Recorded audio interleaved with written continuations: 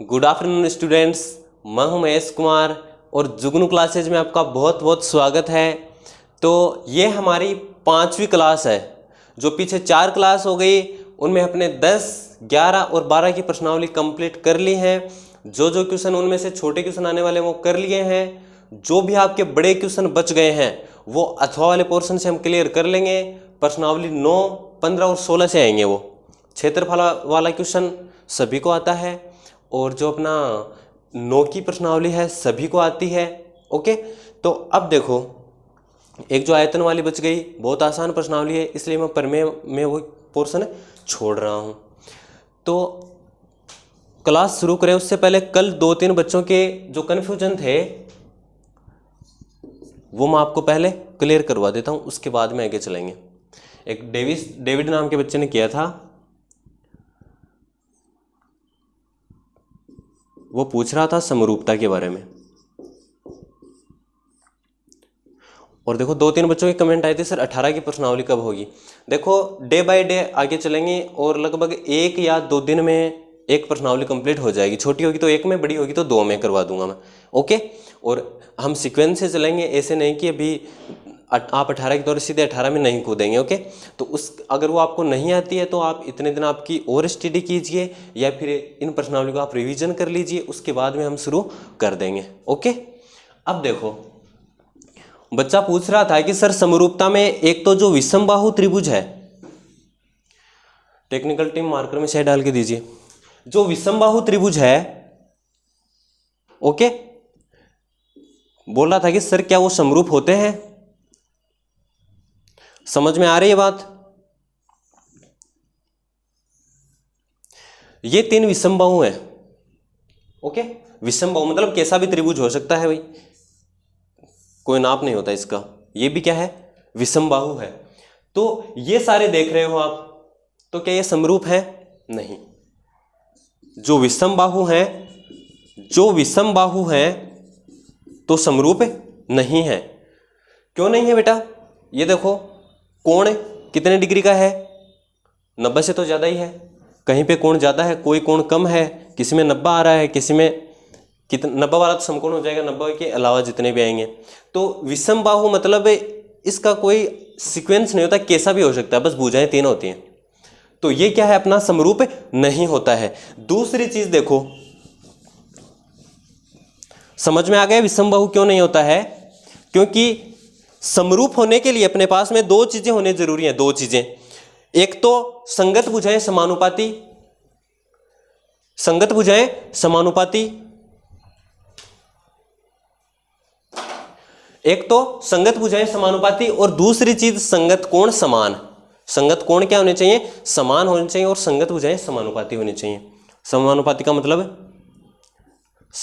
का मतलब ये है, मान के चलो कि ये एक त्रिभुज है और ये अपना एक त्रिभुज है, ठीक है। ये दोनों कौन से हैं? समबाहु हैं बेटा। कौन से हैं? अरे समबाहु हैं लाडलो। तो अब देखो मान के चलो कि ये 5 की है तो ये इसकी दुगुनी 10 हो जाएगी, ये 6 की है, ये 12 की, अगर ये 7 की है, ये 14 की है। इसे बोलते हैं समानुपात, समान अनुपात। कि इसमें क्या संबंध है? दुगुने का, तो सभी में दुगुने का ही होना चाहिए। ये तो हो गया। ये क्या हो गया अपना समानुपाती का मतलब, ये कोण इस कोण के एग्जैक्ट बराबर होना चाहिए। अगर ये 49.5 डिग्री का भी है तो ये बिल्कुल 49.5 डिग्री का ही होना चाहिए, बिल्कुल भी छोटा बड़ा नहीं होना चाहिए। ओके, तो समझ में आ गया। जो समबाहु हैं, देखो समबाहु है वो क्या होते हैं? समानुपाती होते हैं। क्योंकि समबाहु में क्या होते हैं? सारे कोण कितने डिग्री के होते हैं? बोलो बोलो बोलो, सारे कोण कितने डिग्री के होते हैं? सभी को पता है ये तो, ठीक है। तो इसके बारे में ज्यादा टाइम खराब करने में कोई मतलब नहीं है। समद्विबाहु पे आ जाओ। किस पे आ जाओ? समद्विबाहु पे आ जाओ। समद्विबाहु में देखो बेटा, अब समद्विबाहु में क्या करेंगे? समझ में आ गया समबाहु क्यों होता है? क्योंकि समबाहु में सारे कोण 60 डिग्री के होते हैं और ये हमेशा फिक्स है, ठीक है। अगर सारे कोण 60 डिग्री के होंगे तो ए समरूपता नियम लग जाएगा और सारे समरूप हो जाएंगे। ओके, अब देखो समद्विबाहु जिसमें 2 भुजाएं समान हो, जिसमें 2 भुजाएं क्या हो? मान के चलो कि ये एक अपना त्रिभुज है जिसमें ये दोनों भुजाएं तो हैं 8-8 सेंटीमीटर की और ये है 7 की। तो तो समद्विबाहु हो गया। दो भुजाएं समान है तो समद्विबाहु हो गया। ये भी 8 की है, ये भी 8 की है, लेकिन ये 5 की है। ये भी क्या हो गया अपना समद्विबाहु हो गया, ये भी क्या हो गया समद्विबाहु हो गया। चलो अब ठीक है। अरे समझ में आ रही बात? देखो दो भुजाएं तो इसमें भी समान है, दो भुजाएं इसमें भी क्या है समान है, लेकिन तीसरी भुजा का अनुपात समान नहीं है, तो समद्विबाहु क्या होंगे नहीं होंगे। क्यों नहीं होंगे, समझ में आ गई बात? चलो थोड़ी और चर्चा कर लेते हैं। वर्त कल मैंने बता दिया था। तो वर्त में क्या होता है, जैसे मान लो कि अगर आप प्रकार से बनाते हो वर्त, तो यहाँ पे प्रकार रख लिया, एक वर्त आपने बना लिया, प्रकार को थोड़ा सा चौड़ा किया, एक वर्त आपने और बना लिया, थोड़ा सा और चौड़ा किया, एक वर्त आपने और बना लिया। ये सारे क्या हैं समरूप है, मतलब जिनका रूप समान है। छोटे बड़े हो सकते हैं, रूप क्या है समान है, एक जैसे हैं सारे। अरे समझ में आ गई बात है? चलो तो आगे देखो फिर बेटा।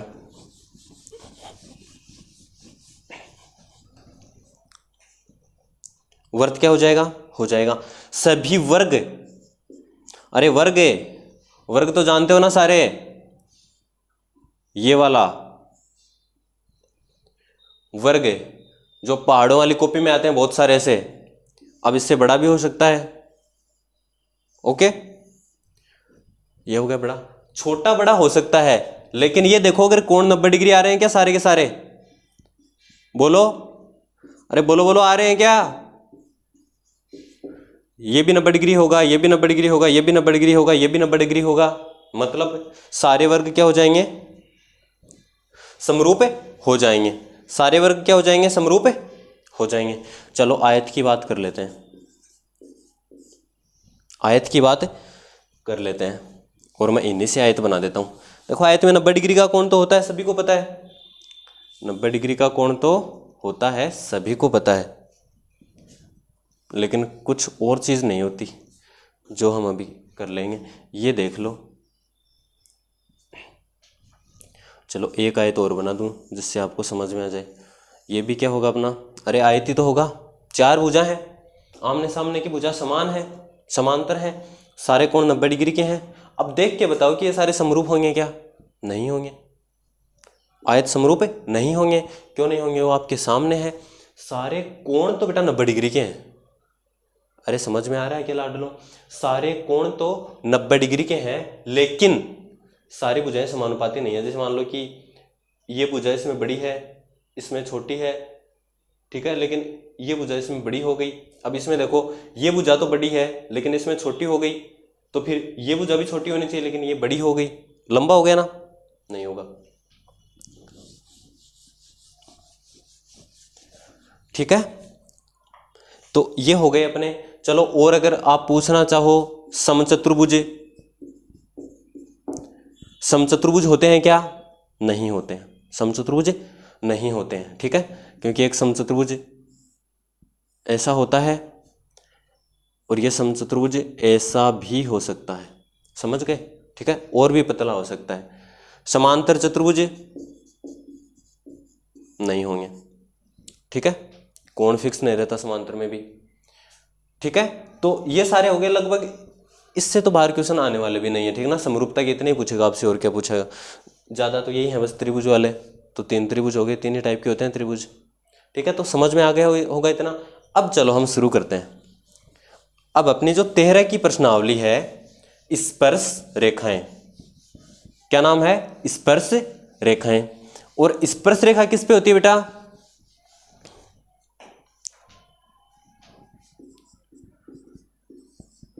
स्पर्श रेखाएं। अरे स्पर्श रेखाएं किस पे होती हैं लाडलो? स्पर्श रेखा त्रिभुज पे होती है क्या? नहीं होती। स्पर्श रेखा वर्ग पे होती है क्या? नहीं होती। स्पर्श रेखा आयत पे होती है क्या? नहीं होती। स्पर्श रेखा किस पे होती है? ये है वर्त अपना, और वर्त पे क्या होती है? स्पर्श रेखाएं होती हैं। जल्दी जल्दी से देख लो, 2-3 चीजें बता रहा हूं इसके बारे में, वेरी वेरी वेरी इंपॉर्टेंट है, यहां से क्वेश्चन बन सकता है आपके। तो पहली चीज देखो, हमें स्पर्श रेखा खींचनी है। तो पहले तो मैं आपको ये बता दूं कि स्पर्श रेखा होती क्या है। इधर देख लो थोड़ा सा, ये मान लो एक वर्त है और इस वर्त के एकदम से टच होके जो लाइन जाएगी वो इसकी स्पर्श रेखा होगी। क्या होगी बोलो? अरे क्या होगी? स्पर्श रेखा होगी। क्या होगी? स्पर्श रेखा होगी। जहां पे ये टच करेगी इसको क्या बोल देंगे? अरे ये वाला जो बिंदु है इसको क्या बोल देंगे? स्पर्श बिंदु। क्या बोल देंगे? स्पर्श बिंदु। Okay, understand? दो चीजें समझ में आ गई। स्पर्श रेखा क्या होती है, स्पर्श बिंदु कौन सा होता है? जहां पे स्पर्श रेखा स्पर्श करती है।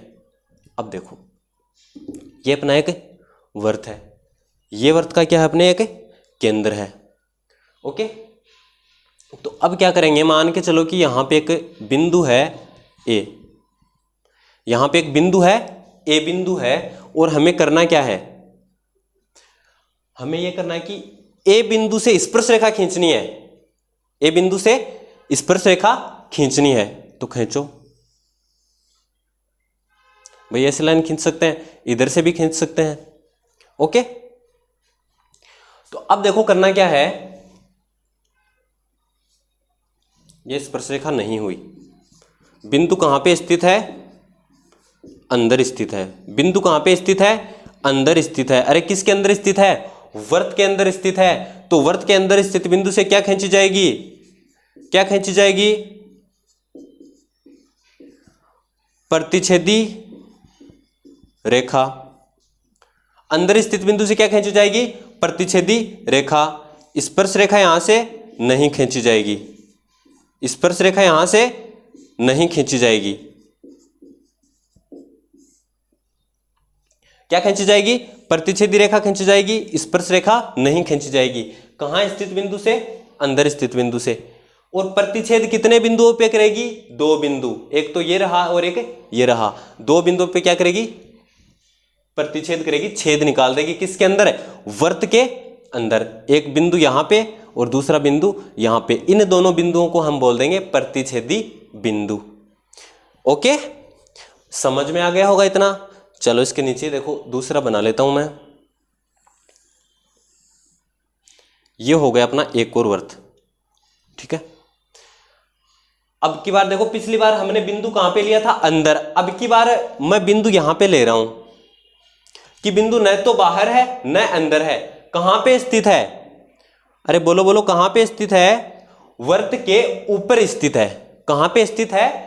वर्त के ऊपर स्थित है। समझ में आ गई बात? दूसरा देखो, वर्त पर स्थित बिंदु, वर्त पर स्थित बिंदु। पहला बिंदु कहां पे हो गया? अंदर स्थित। दूसरा बिंदु कहां पे हो गया? वर्त पर स्थित हो गया। दूसरा बिंदु कहां पे हो गया? वर्त पर स्थित हो गया। इससे स्पर्श रेखा खींची जा सकती है, प्रतिच्छेदी रेखा नहीं खींची जाएगी। क्या खींची जाएगी? सिर्फ स्पर्श रेखा खींची जाएगी। समझ में आ गई बात?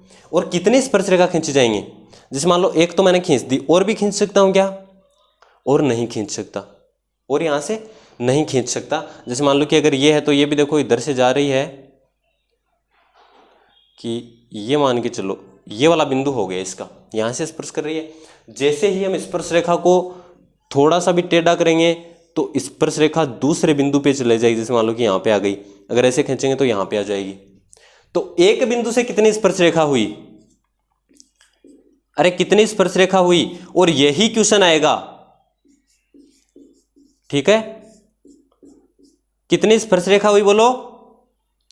अरे कितनी स्पर्श रेखा हुई बोलो? सामने लिखा हुआ है। कितनी स्पर्श रेखाएं हुई? एक स्पर्श रेखा।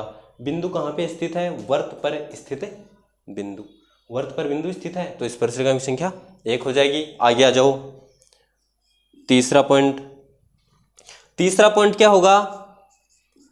बाहर स्थित बिंदु। अरे कहां पे स्थित बिंदु? बाहर स्थित बिंदु। तो देखो अब की बार यहां पे बनाता हूं मैं इसका डायग्राम। बिंदु जब बाहर स्थित है, ये अपना वर्त हो गया। मान के चलो बिंदु यहां पे स्थित है। ये दिखाई दे रहा है टेक्निकल टीम? यहां तक दिखाई दे रहा है ओ वाला। ओके, अब देखो इससे अगर स्पर्श रेखा खींचेंगे, हो गई। इससे अगर दूसरी स्पर्श रेखा खींचेंगे, सॉरी प्रतिच्छेदी हो गई है तो,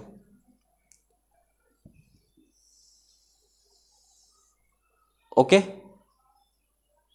ये मान लो कि यहां पे स्पर्श कर रही है इसको। एक बिंदु ये हो गया, एक बिंदु ए और बी। ओके, अब बोलो कितनी स्पर्श रेखा हो गई। अरे देखो बिंदु, एक बार दोबारा समझ लो, बिंदु अंदर स्थित था, बिंदु वर्त के ऊपर स्थित था। देखो ये दूसरी लाइन तो दूसरे बिंदु की है, इसको मिटा देता हूं।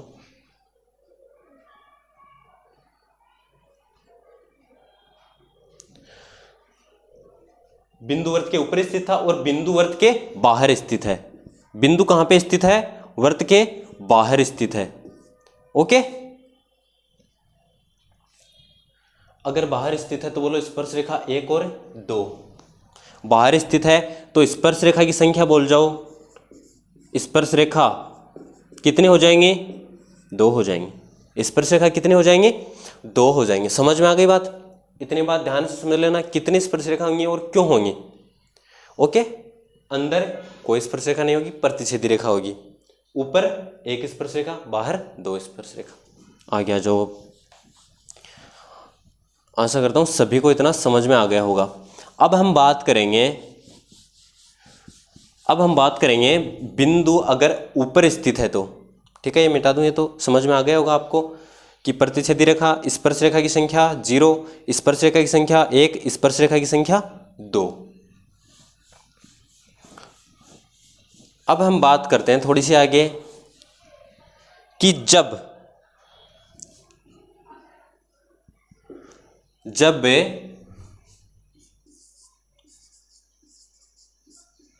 बिंदु वर्त पर स्थित हो, जब बिंदु वर्त पर स्थित हो तो उसके बारे में थोड़ा सा डिटेल से पढ़ लेंगे। अब मान के चलो कि ये बिंदु है, ये केंद्र है O, ये बिंदु है P और ये अपनी हो गई स्पर्श रेखा। ये अपनी हो गई स्पर्श रेखा, जिसको नाम दे दूंगा मैं A और B। समझ में आ रहा है इतना। ओके, अब देखो ये हो गया केंद्र, ये बिंदु P है जिससे AB क्या जा रही है, स्पर्श रेखा जा रही है। इसके बारे में 2-3 बातें समझ लेना। अगर मैं केंद्र से इसको मिलाता हूं, तो ये वाला कोण अपने पास में 90 डिग्री समकोण, 90 डिग्री का कोण प्राप्त होगा। या मैं ये बोल सकता हूं कि वर्त की त्रिज्या और स्पर्श रेखा एक दूसरे पे लंब होती हैं। वर्त की त्रिज्या, ये त्रिज्या हो गई, और ये स्पर्श रेखा एक दूसरे पे लंब होती हैं। इतनी बात समझ में आ गई होगी। ओके, ये तो चीज हो गई जब ऊपर स्थित बिंदु हो। तो एक चीज यहां से ध्यान में रखनी है। दूसरी चीज देखो, जब बिंदु वर्त के बाहर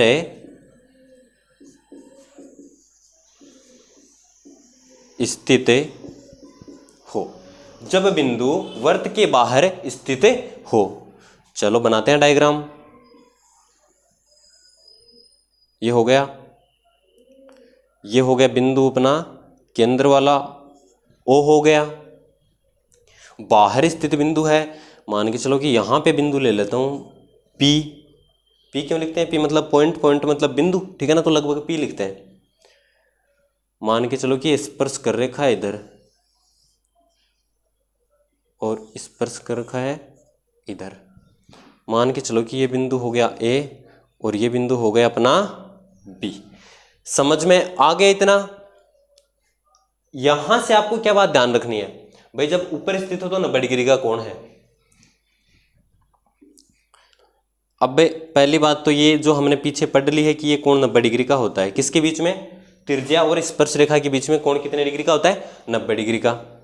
इसको इससे भी मिला देता हूं तो ये कोण भी कितना हो जाएगा? 90 डिग्री का। अरे लाडलो समझ में आ रहा है क्या? दोनों कोण कितने कितने के हो गए? 90-90 डिग्री के हो गए। अब जैसे मान लो कि मैं इसको मिला दूं बीच से, मिला दिया तो दो त्रिभुज दिखाई दे रहे हैं क्या सभी को? P O B, P O A, एक तो नीचे और एक ऊपर, दो त्रिभुज दिख गए सभी को। दोनों त्रिभुज एकदम सेम सेम दिखाई दे रहे हैं क्या? अरे कोई छोटा बड़ा तो नहीं है, दोनों सेम है एकदम। देखो ये कोण 90 डिग्री का है, ये कोण 90 डिग्री का है, ये लाइन इतनी बड़ी है, ये लाइन इतनी बड़ी है, ये इधर वाली लाइन इतनी बड़ी है, ये लाइन भी इतनी ही बड़ी है, और बीच में जो PO है वो इस त्रिभुज में भी आ रही है, ऊपर वाले त्रिभुज में भी आ रही है। देखो ये त्रिभुज बनाएंगे POB तो ये लाइन काम में आएगी, अगर POA बनाऊंगा तो भी ये लाइन काम में आएगी। समझ में आ गई बात?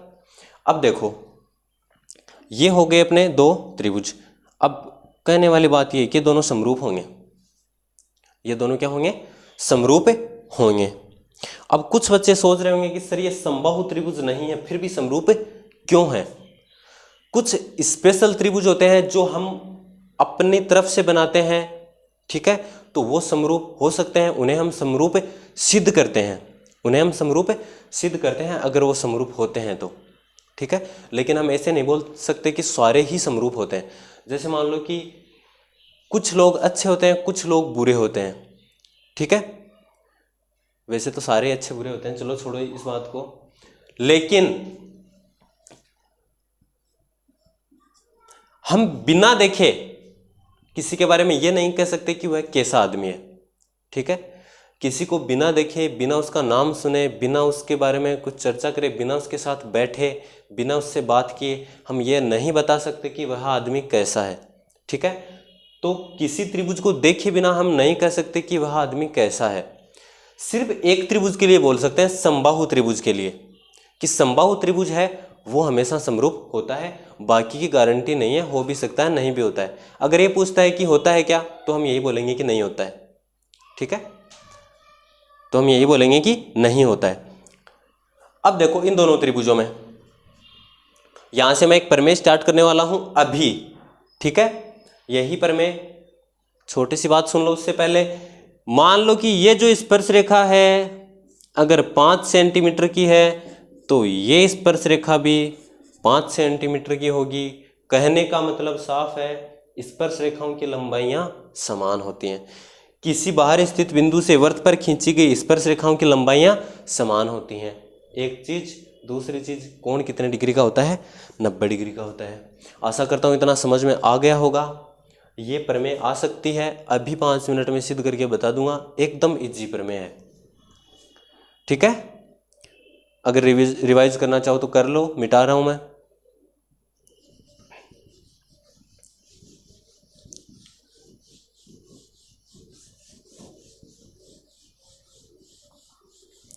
अब देखो आगे प्रमेय। प्रमेय शायद ये तीसरी प्रमेय है, हाँ तीसरी प्रमेय है। तीसरी प्रमेय है, वृत्त के बाहर स्थित बिंदु से वृत्त पर खींची गई दो स्पर्शरेखाएं समान होती हैं। जो मैंने अभी बात बताई कि बाहर स्थित कोई बिंदु है, उससे अगर हम ऐसे स्पर्शरेखाएं बना रहे हैं, एक स्पर्शरेखा दूसरी, तो दोनों समान होती हैं। यह बात हमें क्या करनी है? सिद्ध करनी है। यह बात हमें क्या करनी है? सिद्ध करनी है, ठीक है। छोटी सी प्रमेय है, हो सकता है ये 2 नंबर की भी आ जाए, ठीक है। इतना ज़्यादा जरूरी नहीं है आए, लेकिन मैं कोई चीज़ छोड़ूंगा नहीं, जो 1 या 2 नंबर वाली चीज़ इस प्रश्नावली से नहीं छोड़ूंगा। सिर्फ बड़े क्वेश्चन छोड़ूंगा जो मैं दूसरी प्रश्नावलियों में आपको कवर करवा दूंगा। आ जाओ तो बनाओ डायग्राम। और रफ कॉपी लेके बैठे हो या नहीं आप? अगर रफ कॉपी नहीं है तो अभी निकाल लो, बुक निकाल लो, रफ कॉपी निकाल लो, पेन निकाल लो और शुरू हो जाओ मेरे साथ मिशन 100/100। मैं बता रहा हूँ कोई भी चीज़ छूटनी नहीं चाहिए आपकी। उसके बाद में आप मुझे बोल देना। ओ बिंदु है ए, बिंदु है बी, बिंदु है पी। जब भी कोई प्रमेय सिद्ध करने के लिए हम चलते हैं तो सबसे पहला काम क्या करते हैं? दिया है। सबसे पहला काम क्या करते हैं? दिया है। दिया इसमें क्या क्या है बताओ? जैसे मान लो कि इतनी चीज दी है कि एक बिंदु है और स्पर्शरेखा है, तो क्या क्या दिया है?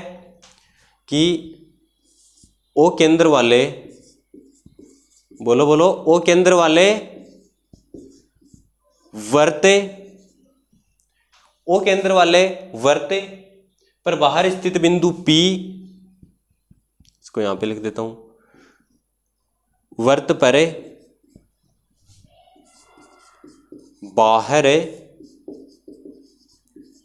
स्थित बिंदु P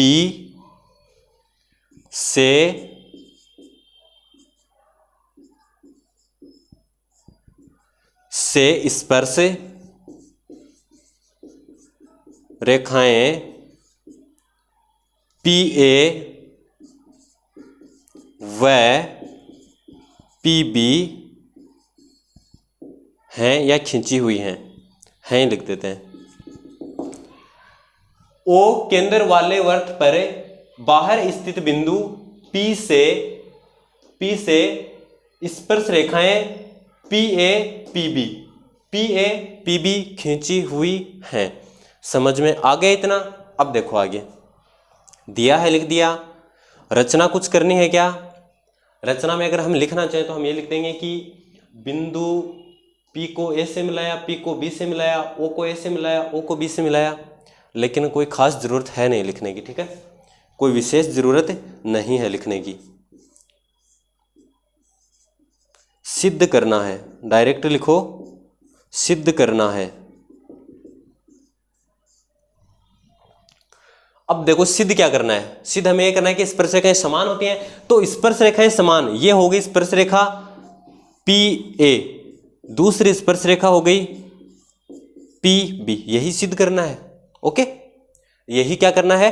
सिद्ध करना है। इससे आगे आ जाओ, उपपत्ति, ठीक है? पहला पॉइंट हो गया, दूसरा पॉइंट हो गया, तीसरा पॉइंट उपपत्ति। उपपत्ति में क्या करेंगे? मैंने थोड़ी देर पहले आपको बताया था कि ये दोनों त्रिभुज देखो, चलो इनको मैं मिला देता हूं।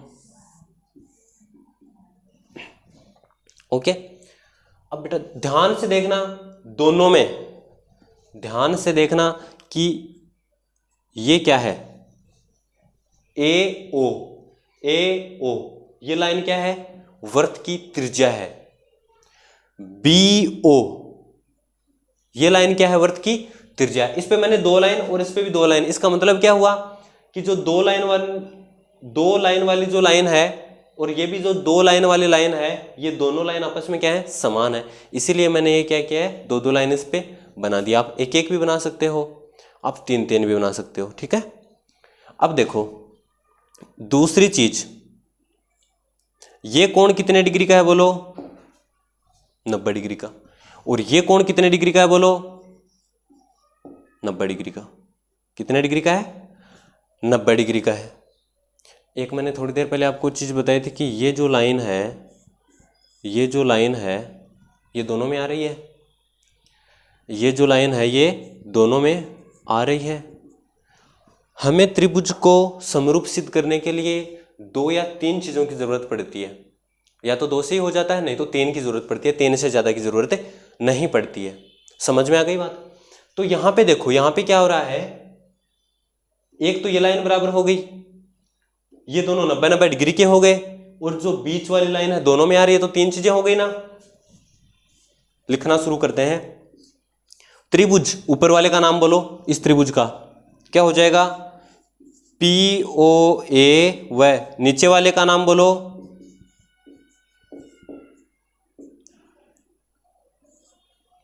ओके, POA व त्रिभुज POB में क्या क्या चीजें बराबर हैं? फटाफट लिखो, और उसका साथ में रीजन कि क्यों है। सबसे पहली चीज,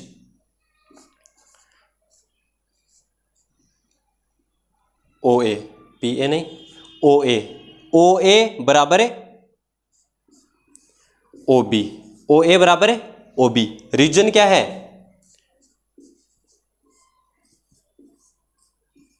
एक ही वर्त की क्या है? त्रिज्या है। एक ही वर्त की त्रिज्याएं हैं। ओके, एक ही वर्त की क्या है? त्रिज्याएं हैं। रीजन लिख दिया। दूसरी चीज लिखो, ये 90 डिग्री का, ये 90 डिग्री का, तो कोण, इस कोण का नाम क्या लिखूंगा, पी से लेके ए तक गए फिर ओ पे आए तो कोण बन गया, तो P O A, P O A, P sorry P A O, गलती से लिखा गया, P A O, P A ओ कितने डिग्री का हो गया, 90 डिग्री का, पी ए ओ। इसी प्रकार पी बी ओ बराबर है 90 डिग्री। मतलब ये दोनों कोण बराबर हैं, और बराबर किसके हैं, 90 डिग्री के हैं। दोनों कोण बराबर हैं और 90 डिग्री के हैं। रीजन क्या है इसका, इसका रीजन क्या है, रीजन ये है कि स्पर्श रेखा और त्रिज्या के मध्य बना कोण 90 डिग्री का होता है। स्पर्श रेखा व त्रिज्या के मध्य बना कोण, स्पर्श रेखा व त्रिज्या के मध्य बना कोण। ठीक है, लिख लेने के बाद समझ में आ गई इतनी बात। तीसरी चीज देखो, दो चीजें हो गई, तीसरी चीज क्या है, पीओ लाइन, ऊपर वाले में भी है पीओ लाइन, नीचे वाले में भी है। तो यहां पे क्या लिख देंगे, पीओ बराबर पीओ, और क्या हो जाएगा, पीओ बराबर पीओ,